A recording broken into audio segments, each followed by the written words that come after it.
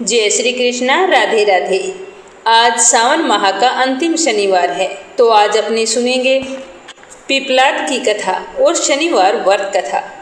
हमारे सनातन धर्म में सावन के महीने को बहुत ही महत्वपूर्ण बताया गया है। सावन के महीने का हर एक दिन, हर पल बहुत ही महत्वपूर्ण होता है।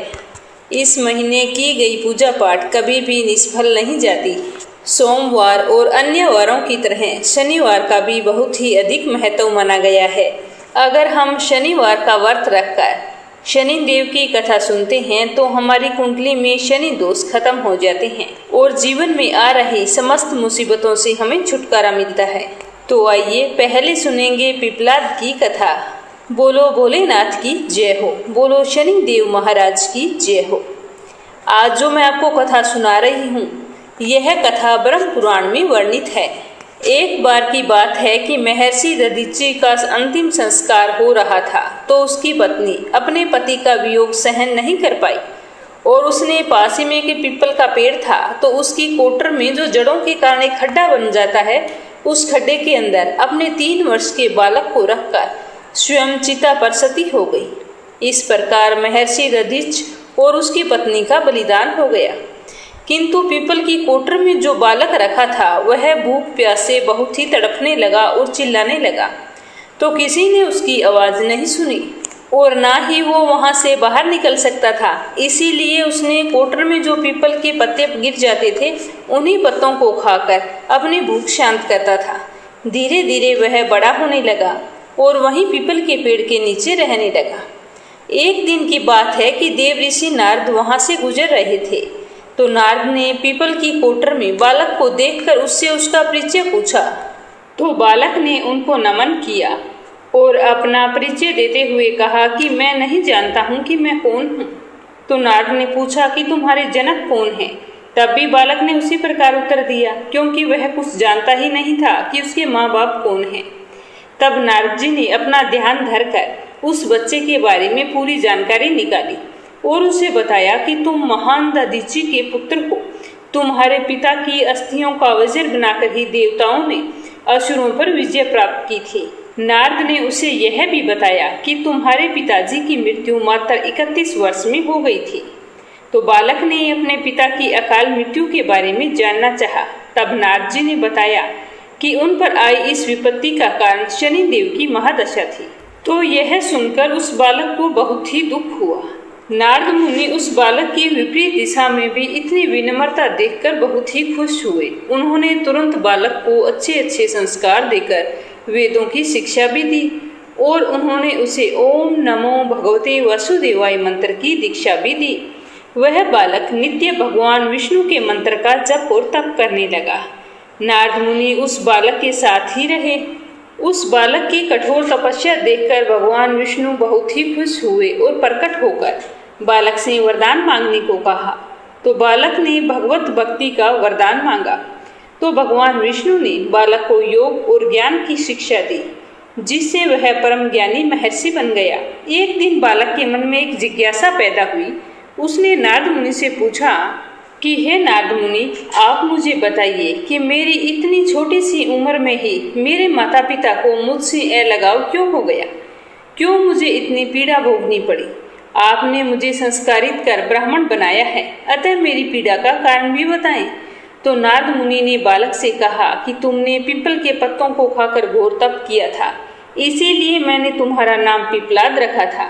और जहाँ तक तुम्हारे कष्टों की बात है, तो उसका कारण है शनि चक्र, जो मैंने तुम्हें पहले ही बता दिया, जिसके अहंकारवश धीमी चाल के कारण तुम्हारे साथ पूरा जगत भी अकाल की पीड़ा भोग रहा है। तो यह सुनकर बालक बहुत ही क्रोधित हुआ। तो उसने गुस्से में जैसे ही आकाश में विचरण कर रहे शनि को देखा, तब शनि ग्रह बालक पिपलाद के तेजो बल से एक जमीन पर पर्वत पर आकर गिर गई, जिससे वो अपंग हो गए। शनि की ऐसी दुर्दशा देखकर नारद मुनि बहुत ही खुश हुए। उन्होंने सभी देवी देवताओं को यह दृश्य देखने के लिए वहां पर बुलाया।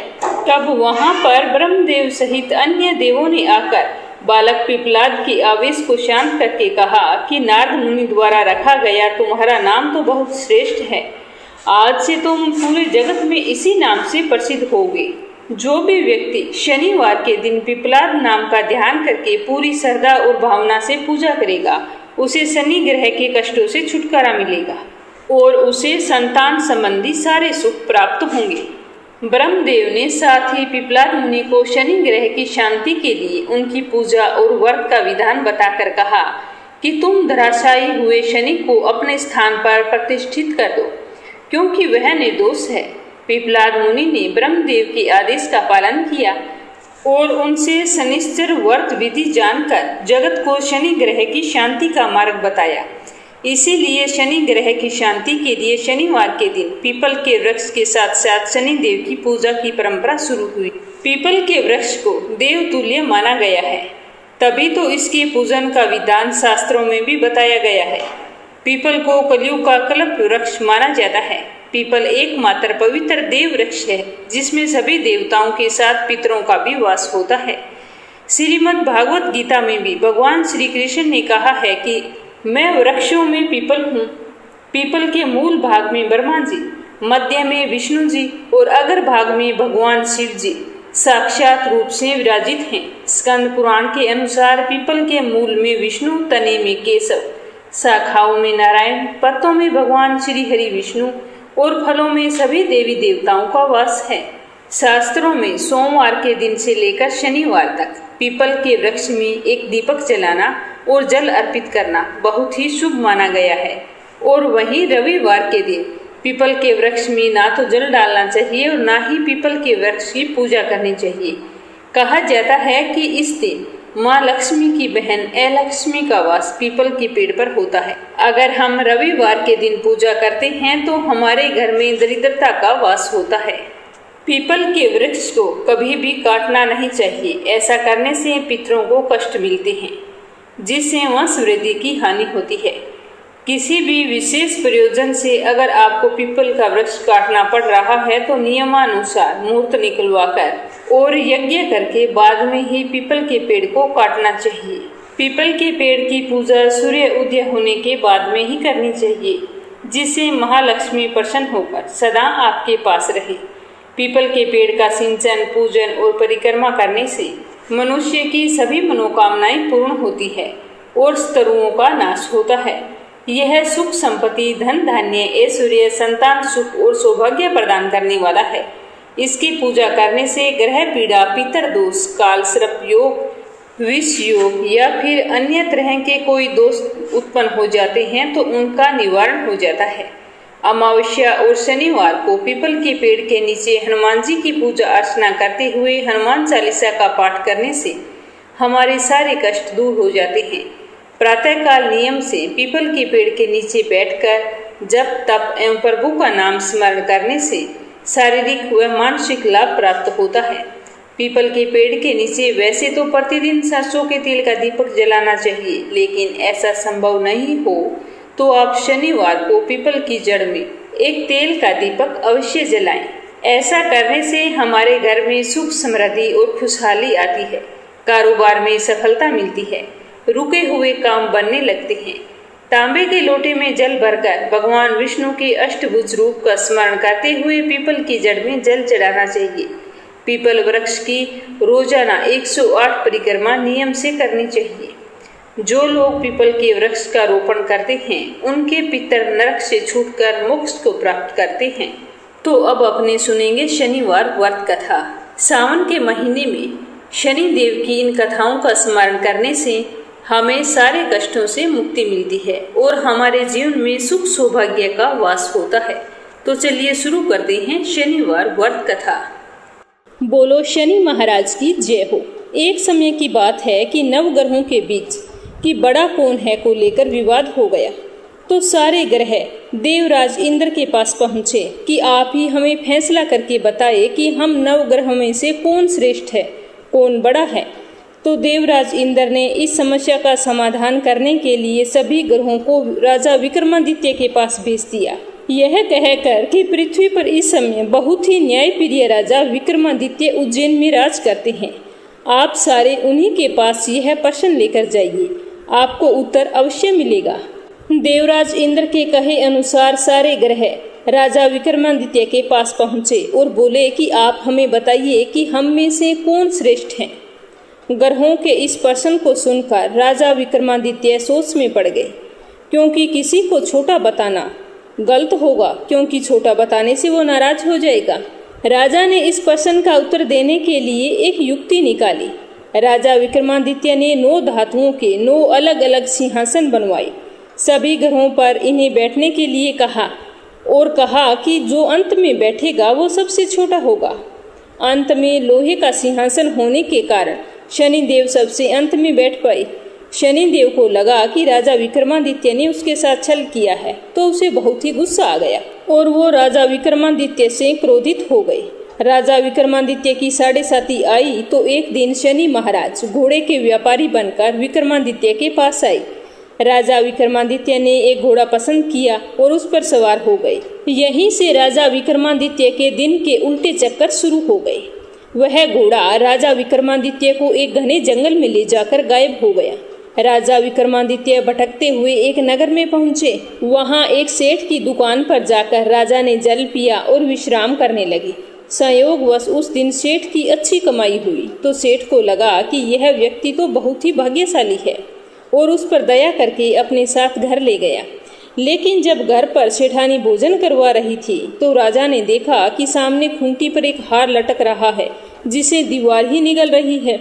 लेकिन सेठ को लगा कि खूंटी पर लटकता हुआ हार जरूर इसी आदमी ने चुराया है, तो वह राजा विक्रमादित्य से हार के बारे में पूछने लगा।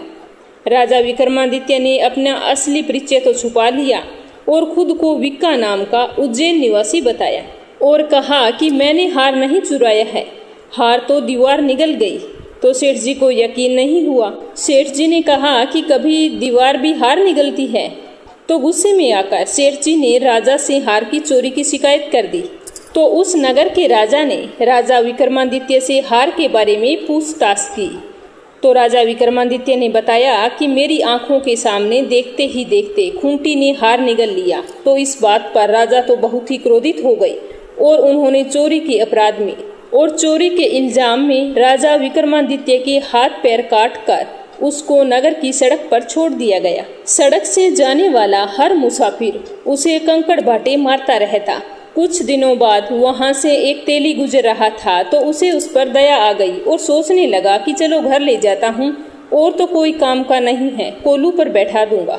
तो यह सोचकर उसने वहां से उठाकर राजा विक्रमादित्य को अपने घर ले गया और अपने कोलू पर बैठा दिया। राजा आवाज देकर बैलों को हाँकता रहता। इस तरह तेली का बैल चलता रहता और राजा को भी भोजन मिलता रहा। शनि के प्रकोप की 7.5 पूरी होने पर वर्षा ऋतु प्रारंभ हुई। एक दिन राजा विक्रमादित्य एक रात मेघमल्हार गा रहे थे। तभी नगर के राजा की लड़की राजकुमार मोहिनी रथ पर सवार होकर उस तेली के घर के पास से गुजर रही थी। तो उसने इतनी सुंदर आवाज सुनी तो वह तो मोहित हो गई। राजकुमारी ने दासी को भेजकर गाने वाले को बुला लाने के लिए कहा। दासी ने लौटकर राजकुमारी को बताया कि वह आदमी तो तेली के घर पर रहता है, अपंग है। सारी बात जान लेने के बाद भी राजकुमारी तो उस व्यक्ति से बहुत ही प्रभावित थी। उसने तो मन ही मन निश्चय कर लिया कि मैं उस अपाहिज से ही विवाह करूंगी। राजकुमारी ने जब अपने माता पिता से यह बात बताई तो वे जानकर हैरान हो गई। रानी ने मोहिनी को समझाया कि बेटी, तुम्हारे भाग्य में तो किसी राजा की रानी होना लिखा है। तुम ऐसे अपाहिज से शादी करके अपने पांव पर कुल्हाड़ी क्यों मार रहे हो? लेकिन राजकुमारी तो मन में ठान ली थी। उसने अपनी जिद नहीं छोड़ी। अपनी जिद को पूरा करने के लिए राजकुमारी मोहिनी ने खाना पीना छोड़ दिया और प्राण त्याग देने का निश्चय कर लिया। आखिर राजा रानी को विवश होकर मोहिनी के आगे झुकना पड़ा और ना चाहते हुए भी अपनी बेटी की शादी विक्रमादित्य के साथ करनी पड़ी। विवाह के बाद राजा विक्रमादित्य और राजकुमारी तेली के घर में रहने लगे। उसी रात स्वप्न में शनि देव ने राजा से कहा कि राजा, तुमने मेरा प्रकोप देख लिया, मैंने तुम्हें अपने अपमान का दंड दिया है। तो राजा ने शनि देव से क्षमा करने को कहा और प्रार्थना की कि हे शनि देव, आपने जितना दुख मुझे दिया है उतना दुख किसी और को मत देना। तो शनि देव ने कुछ देर सोचकर कहा कि राजा, मैं तुम्हारी प्रार्थना स्वीकार करता हूँ। जो कोई स्त्री पुरुष मेरी पूजा करेगा, शनिवार को व्रत करके मेरी व्रत कथा सुनेगा, उस पर मेरी कृपा हमेशा बनी रहेगी। प्रातःकाल राजा विक्रमादित्य की नींद खुली तो देखा कि हाथ पांव सही सलामत है। तो ये देखकर राजा को बहुत ही खुशी हुई और राजा विक्रमादित्य ने मन ही मन शनिदेव को प्रणाम किया। और राजकुमारी भी राजा के हाथ पैर सही सलामत देखकर आश्चर्य में डूब गई। तब राजा विक्रमादित्य ने सारी कहानी सुनाई कि किस तरह शनि के प्रकोप से मुझे अनेक दुखों का सामना करना पड़ा। जब सेठ को इस बात का पता चला तो वो दौड़ता हुआ तेली के घर पहुंचा और राजा के चरणों में गिरकर क्षमा मांगने लगा। राजा ने उसे क्षमा कर दिया क्योंकि यह सब तो शनि देव के प्रकोप के कारण हुआ था। सेठ राजा को अपने घर ले गया और भोजन करवाया। जैसे ही राजा वहां पर भोजन कर रहे थे तो देखा कि वो खूंटी जिसने हार निगला था वो सबके सामने हार को वापस उगल रही थी। तो सेठ जी ने अपनी बेटी का विवाह भी राजा के साथ कर दिया और बहुत सारा धन और आभूषण देकर राजा को विदा किया। राजा विक्रमादित्य राजकुमारी मोहिनी और सेठ की बेटी के साथ उज्जैन पहुंचे तो नगर वासियों ने हर्षपूर्वक नगर की सीमा पर ही खूब आदर सत्कार किया। अगले दिन राजा विक्रमादित्य ने पूरे राज्य में घोषणा करवाई कि शनि देव सभी ग्रहों में श्रेष्ठ है। सभी नगरवासी शनि देव का व्रत करें और शनिवार को शनि देव की पूजा करें तथा व्रत कथा सुनें। तो राजा विक्रमादित्य की घोषणा से शनिदेव बहुत ही प्रसन्न हुए। शनिवार का व्रत करने और व्रत कथा सुनने के कारण सभी लोगों की मनोकामनाएं पूरी होने लगी। घर में सुख सौभाग्य का और अन्न धन का वास हो गया। बोलो शनि महाराज की जय हो। एक दिन भगवान भोलेनाथ स्नान करने के लिए कैलाश पर्वत से भोगवती गई। तो पीछे से माँ पार्वती ने भी स्नान करने की सोची, लेकिन सोचा अभी मैं स्नान करूंगी तो ध्यान कौन रखेगा, अंदर कोई आ ना जाए, बाहर कोई पहरा देने वाला भी होना चाहिए। तो यह सोचकर पार्वती जी ने अपने मेल से एक पुतला बनाकर उस पुतले में जान डाल दी तो वह जीवित हो गया। पुतले में जान आने के बाद देवी पार्वती ने पुतले का नाम गणेश रखा और फिर उससे कहा कि बेटा मैं स्नान करने जा रही हूँ, मुख्य द्वार पर पहरा देते रहना, कोई भी आए तो उसे अंदर मत आने देना जब तक मैं स्नान करके बाहर ना आऊं। तो उसने कहा ठीक है। जब भगवान भोलेनाथ स्नान करके आए और अंदर जाने लगे तो बाल स्वरूप गणेश जी ने उनको द्वार पर ही रोक दिया। भगवान शिव के लाख कोशिश के बाद भी गणेश ने उसे अंदर नहीं जाने दिया। गणेश जी द्वारा इस तरह बार बार रोकना भगवान शिव को अपना अपमान महसूस हुआ और गुस्से में आकर बालक गणेश का सिर धड़ से अलग कर दिया और अंदर चले गए। शिव जी जब अंदर गए तो वो बहुत ही क्रोधित अवस्था में थे। तो देवी पार्वती ने सोचा कि भोजन में देरी की वजह से वो नाराज हैं, इसीलिए उन्होंने जल्दी जल्दी 2 थालियों में भोजन परोसकर उनके सामने रखा और भोजन करने के लिए निवेदन किया। 2 थालियां लगी देखकर शिवजी ने उनसे पूछा कि दूसरी थाली किसके लिए है। तब माता पार्वती ने कहा कि दूसरी थाली पुत्र गणेश के लिए है जो द्वार पर पहरा दे रहे हैं। तब भगवान शिव ने देवी पार्वती से कहा कि मैंने तो उसका सिर धड़ से अलग कर दिया है, उसने मुझे अंदर नहीं आने दिया था। पार्वती यह सुनकर बहुत ही दुखी हुई और विलाप करने लगी कि स्वामी मैंने ही उसे बोला था कि जब तक मैं स्नान करके बाहर ना आऊं किसी को अंदर मत आने देना, आपने यह क्या कर दिया। और हाथ जोड़कर गणेश को जीवित करने का आग्रह करने लगी। तब महादेव ने कहा कि यह संभव नहीं है, यह एक ही बात से संभव हो सकता है कि अगर कोई माँ अपने बच्चे की तरफ पीठ करके सो रही है, ऐसा बालक अगर मिल जाता है तो उसका सिर मैं आपके बच्चे पर लगा सकता हूँ। तो यह सुनकर माँ पार्वती बोली कि ऐसा बच्चा कहाँ मिलेगा। तो दोनों ऐसे बच्चे की खोज में निकल गए, पर उन्हें ऐसा कोई बच्चा नहीं मिला जिसकी माँ उसकी तरफ पीठ करके सो रही हो। जब वे ढूंढ कर वापिस आ रहे थे तो रास्ते में एक हथनी सो रही थी और उसने अपने बच्चे की तरफ पीठ कर रखी थी। जब भगवान भोलेनाथ ने यह देखा तो उस हथनी के बच्चे का सर लाकर गणेश की धड़ से जोड़ दिया और वो जीवित हो गया। लेकिन माँ पार्वती गणेश जी का ऐसा रूप देखकर बहुत दुखी हुई और भगवान भोलेनाथ से कहने लगी कि हे नाथ, आपने ये क्या कर दिया। जब सारे लोग इसका ये रूप देखेंगे तो मजाक बनाएंगे और मैं मेरे बच्चे का मजाक सहन नहीं कर सकती। तो भगवान भोलेनाथ बोले कि पार्वती जी, आपको इसके बारे में चिंता करने की जरूरत नहीं है। आपका पुत्र गणेश जी सब देवताओं में सर्वप्रथम पूजनीय होगा। जब तक कोई भी व्यक्ति इसकी सबसे पहले पूजा नहीं करेगा तो उसका कार्य संपन्न नहीं होगा। इसीलिए सारे शुभ कार्यों में और व्रतों में गणेश जी को सबसे पहले याद किया जाएगा और पूजा जाएगा। तभी से सारे शुभ कार्यों में भगवान गणेश को सर्वप्रथम पूजा जाने लगा। बोलो गणेश गजानन की जय हो। लपसी और तपसी की कहानी। एक लपसी था, एक तपसी था। तपसी हमेशा भगवान की तपस्या करता था, लेकिन उसे चोरी करने की आदत थी। लपसी हमेशा सवा सेर की लापसी बनाता और पहले भगवान को भोग लगाता, उसके बाद में स्वयं भोजन करता। दोनों भाइयों का यही नियम था। तो एक दिन कोई बात को लेकर दोनों में कहासुनी हो गई। तो तपसी बोला कि मैं रोजाना भगवान की तपस्या करता हूँ, इसीलिए मैं बड़ा हूँ। तो लपसी बोला कि मैं रोज भगवान को सवा सेर लापसी का भोग लगाता हूँ, इसीलिए मैं बड़ा हूँ। ऐसा कहते हुए दोनों जोर जोर से लड़ने लगे। तभी वहां से नारद जी गुजर रहे थे। दोनों को लड़ता हुआ देखकर वहां आए और उनसे पूछा कि तुम दोनों लड़ क्यों रहे हो। तो दोनों ने अपने आप को बड़ा बताया और साथ में बड़ा होने का कारण भी बताया। तो नारद जी बोले कि मैं तुम्हारा फैसला कर दूंगा, कल आऊंगा, बता दूंगा भी कौन बड़ा है। दूसरे दिन लपसी और तपसी नहाकर अपनी रोज की भक्ति करने आए। तो नारद जी ने छुपकर 1.25 करोड़ की एक एक अंगूठी उन दोनों के आगे रख दी। जैसे ही भक्ति करते हुए तपसी की नजर उस अंगूठी पर पड़ी तो उसने चुपचाप से उठाई और अपने पैर के नीचे दबा ली। लपसी की नजर अंगूठी पर पड़ी, लेकिन उसने ध्यान नहीं दिया। उसने पहले भगवान को भोग लगाया और फिर स्वयं भोजन करने के लिए बैठ गया। थोड़ी देर बाद नारद जी सामने आए तो दोनों ने पूछा कि अब बताओ हम में से कौन बड़ा है। तो नारद जी ने तपसी से खड़ा होने के लिए कहा। तो वो खड़ा हुआ तो उसके पैर के नीचे दबी हुई अंगूठी दिखाई दी। तो नारद जी ने तपसी से कहा, तपस्या तो तुम करते हो, इतनी तपस्या करने के बाद भी तुम्हारी चोरी करने की आदत नहीं गई। ये अंगूठी मैंने ही तुम दोनों के आगे रखी थी। मैं ये देखना चाहता था कि तुम दोनों में से किन के मन में लालच है। तो तूने तो अंगूठी दिखाई पड़ते ही झट से अपने पैर के नीचे दबा ली। लेकिन लपसी का ध्यान अंगूठी पर जाने के बाद भी लपसी ने अंगूठी को ना ही उठाया और ना ही ध्यान किया।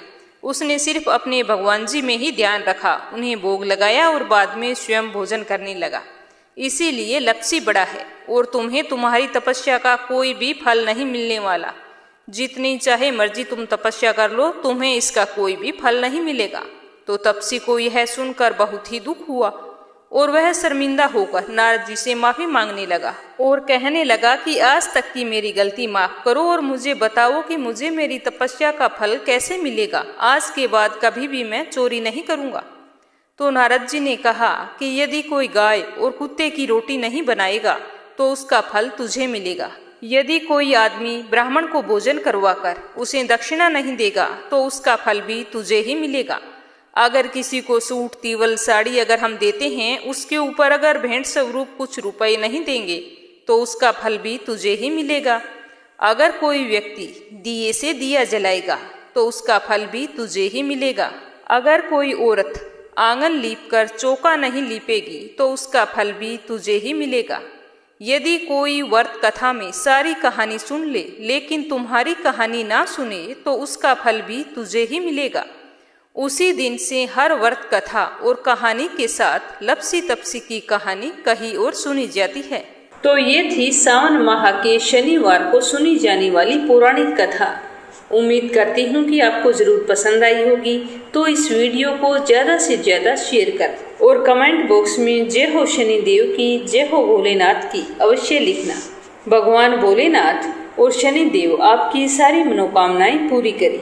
जय श्री कृष्णा। राधे राधे।